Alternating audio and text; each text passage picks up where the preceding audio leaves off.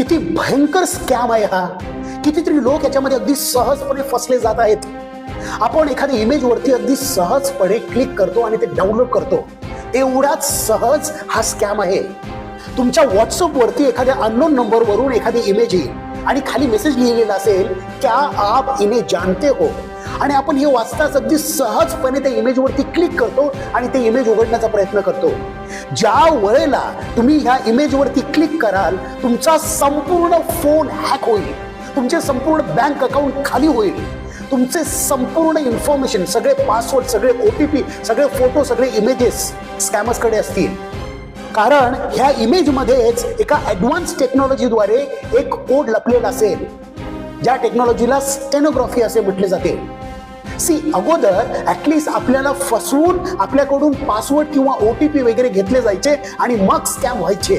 पण आता त्याचीही आवश्यकता नाही.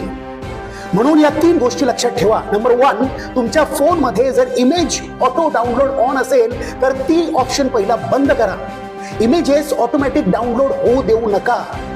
नंबर 2, एखाद्या अननोन नंबरवरून जर एखादी इमेज पाठवली गेली असेल आणि त्याच्या खाली कुठलाही मेसेज असेल तर ते इमेज ओपन करू नका, किंवा पहिला कन्फर्म करा आणि मगच ती इमेज ओपन करा.